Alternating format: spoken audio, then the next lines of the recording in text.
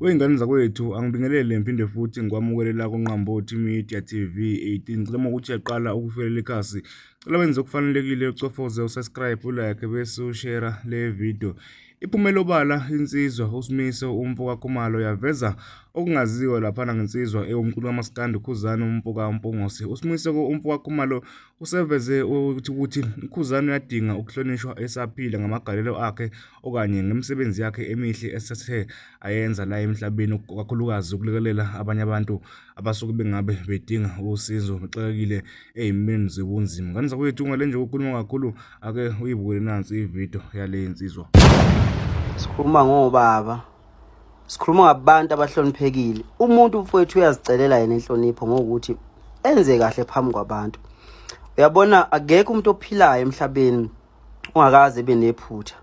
Kodwa ubhuti lo, ziningi izinto asezenzile ezinhle phambi kwethu. Thina sithule singasho lutho.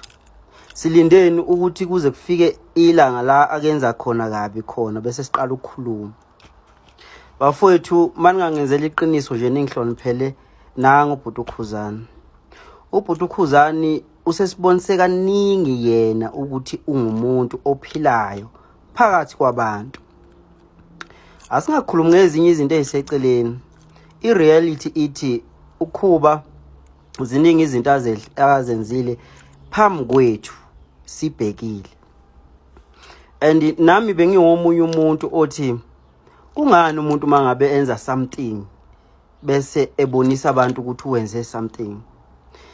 Ngiyabona nami ukuthi bekungazi lokho noma mhlawumbe kungacabangi ngokukhulu ukusheshsha. Ngoba bese wazi nini ukuthi kukhona izinto azenzayo ezinhle kubantu mangabe ngasibonisi yena. Bese yolinda kuze kuvele lokho kubi bese siqala ukukhuluma ke sethu bani mubi ngalokho. Bafowethu, ubhuti uKhuzani ngicathi izinto asezenzile phambi kwethu kuyisibonelo esihle kuthina.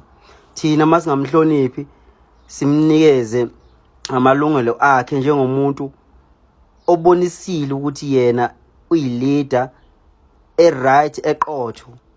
Bafowethu, thina ngabasazi asiyazi into esiyenzayo masingahloniphi umfoka Mpungose.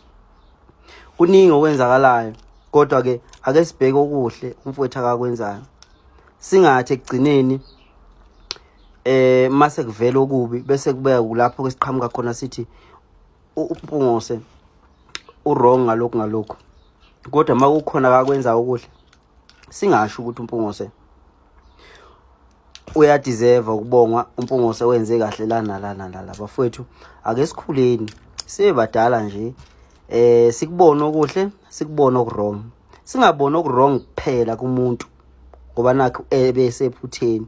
Asikubone nokuhle umfowethu akakwenzayo.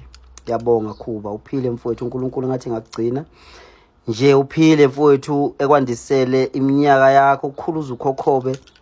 Ufuna ukubona uyikhehla udondolozela mfowethu, siyabonga kakhulu. Gawozi.